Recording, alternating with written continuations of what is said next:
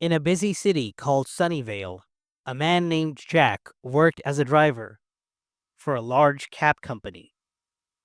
Jack didn't own his cab. Instead, he drove different cars each day, assigned by the company. He was a simple man with modest earnings, but his charm and good looks made him well known among the passengers. Often, female passengers asked him to come along to their events, even inviting him to dinner or parties. But Jack always politely declined.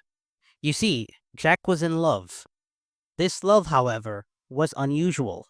It was for a woman named Sarah, whom he had never met or spoken to.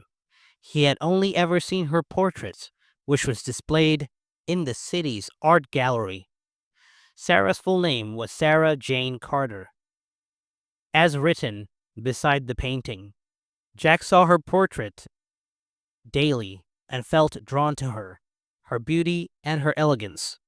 Every day after work, he would visit the gallery to gaze at the painting of Sarah. She wore a beautiful soft blue dress and sparkling jewelry in the portrait, and her eyes seemed to follow Jack as he stood there, day after day. Jack's routine was consistent. He would arrive at the cab companies early, sometimes around 5 a.m., just to clean the car he was assigned for the day. He was dedicated to keeping the car spotless, even though many other drivers didn't bother. Once work was over, Jack would head to the gallery to see Sarah's painting, captivated by her serene expression and the delicate way she was painted. One morning, as Jack began his shift and started cleaning his cab, he noticed something shiny by the back seat. It was an earring, small and glimmering, with tiny stones that reminded him of the ones in Sarah's portrait. The company had a rule that lost items had to be turned in, but Jack was curious. He slipped the earring into his pocket, thinking about it all day. After his shift, Jack went home, made a quick sandwich, and took out the earring, studying it closely.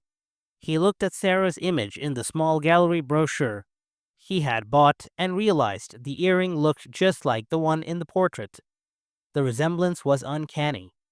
Jack wondered if it belonged to someone connected to Sarah or her family. That evening, Jack returned to the cab company, where he waited for his co-worker, Sam, who had driven the cab the previous night.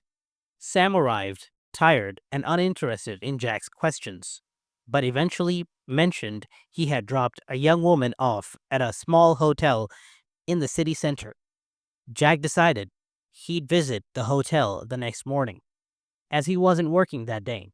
Early the next day, Jack arrived at the hotel, hoping to find the earring's owner.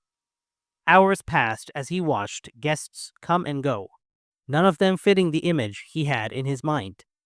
He started to feel a bit discouraged. He wondered if he was silly to believe he might find the woman connected to the earring. By mid-afternoon, Jack decided to leave and visit Sarah's painting in the gallery for inspiration. At the gallery, he noticed a young woman standing before Sarah's painting, speaking softly to it. She seemed to be deep in thought, even sad. As Jack approached, he overheard her speaking. "I miss you, Grandma Sarah," the young woman said. Jack's heart skipped a beat as he realized this woman must be related to Sarah. When she noticed Jack standing nearby, she introduced herself as Emma. Jack felt a spark of recognition and, gathering his courage, took the earring from his pocket. He gently held it out to her, asking if it was hers. She looked at it, her face lighting up. "Yes, it is. I thought I had lost it forever," she said, visibly relieved. Emma explained that the earring had belonged to her grandmother, Sarah, who had left them to her family as a treasured keepsake. She had been heartbroken to lose one during a difficult night, and seeing the earring in Jack's hand felt like fate. Jack shared his admiration for Sarah's portrait and how he had felt a strange connection to it. Grateful, Emma asked Jack to join her for a coffee nearby. Over coffee, they shared stories. Jack's silent love for her grandmother's image and Emma's memory of her family. They found comfort and companionship in each other, brought together by fate and a single lost earring. As they parted, Jack glanced back toward the gallery, feeling as if Sarah herself was watching over them, smiling approvingly. The story of Jack and his quiet love for a woman he'd never met, and his unexpected friendship with her granddaughter, became one that would stay with him forever. In the days following their unexpected encounter, Jack found his thoughts constantly returning to Emma. The memory of her laughter, her warm smile, and the softness in her eyes when she spoke about her grandmother lingered with him. For years, Jack had kept a certain distance from people, finding companionship in his daily routine and the quiet beauty of Sarah's portrait. But now, he felt an unmistakable pull, a gentle but persistent longing to be near Emma. Their connection grew quietly, as if it had always been there, waiting for the right moment. One evening, Emma sent Jack a message, inviting him to a small gathering at the gallery to celebrate a new exhibit. Jack's initial reaction was hesitant, as he was a man of simple tastes, not used to attending social events. But the thought of seeing Emma again outweighed any reservations, and he agreed. On the night of the event, Jack arrived at the gallery a bit early, finding himself alone with Sarah's portrait in the quiet space. The painting looked as timeless as ever, but now it seemed to hold a new, hidden smile just for him. He glanced down at the earring in his pocket, still carrying it with him as a reminder of their fateful meeting. As the minutes passed, more guests began to arrive, and finally, he saw her. Emma walked into the gallery, radiant in a simple, elegant dress. She spotted him across the room and waved, her face lighting up with a smile that made Jack's heart skip a beat. She approached him, her presence bringing a warmth that made the busy gallery feel like an intimate corner of the world just for them. "Jack, you made it," she said, her excitement genuine. "Of course," he replied, smiling. "I couldn't miss a chance to see you. And Sarah, of course." They laughed, and Jack felt the air between them soften, as if they were alone despite the surrounding crowd. Emma took his arm and guided him around the gallery, introducing him to her friends and sharing stories behind the artwork on display. They found themselves stealing glances at each other, laughing at private jokes, and enjoying each other's company in a way that felt both new and familiar. Eventually, the crowd thinned, and Emma led him outside into the cold night air. They strolled slowly down the quiet streets of Sunnyvale, talking about everything and nothing at once. The conversation flowed easily, as though they had known each other for years. Jack listened intently as Emma shared memories of her childhood, how her grandmother Sarah had influenced her, and how she felt a deep connection to the portrait that represented her family's legacy. "You know, sometimes I wonder if Grandma Sarah is still watching over me," she said softly, glancing up at the stars. Jack took her hand gently, surprised by his own boldness. "I think she is," he said, his voice tender. "And maybe she's smiling at us right now, happy that we found each other." Emma looked at him, her eyes filled with emotion, and they stood in silence, hands entwined. The moment felt sacred, as if they were sharing a piece of themselves they hadn't shown anyone else.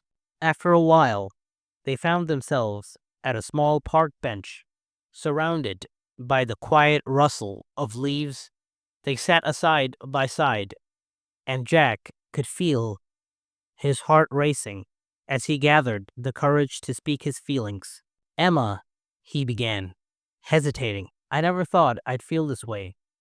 For so long, I felt like that portrait was enough, like it was a part of my life I needed, just to see her face every day. But meeting you, it's like everything I felt for Sarah's portrait has come to life." Emma looked down, a shy smile playing on her lips. "I feel it too, Jack. It's strange, isn't it?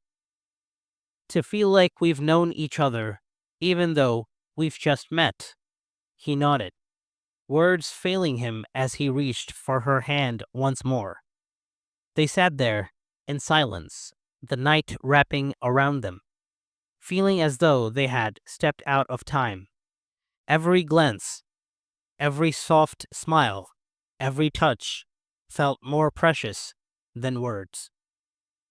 Eventually, Emma spoke, her voice barely a whisper. "Would you like to come up for tea?"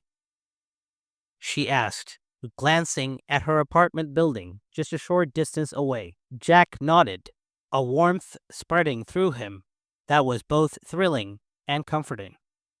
Together, they walked to her apartment, neither of them saying much, lost in the quiet understanding between them. As they entered her cozy home, Jack took in the warm lighting, the shelves filled with books, and the small, framed photo of Sarah on a side table. The apartment radiated Emma's essence, soft, welcoming, and filled with memories. She brewed a pot of tea, and they sat across from each other, sipping slowly, the silence between them filled with a gentle warmth. Jack looked around, his eyes landing on the photograph of Sarah, and smiled. "She was beautiful," he said, nodding toward the photo. "Just like in the portrait." Emma's eyes softened. "Yes, she was, and so full of life. Sometimes I wish she were here to see this, to see us." Jack reached across the table, placing his hand over hers.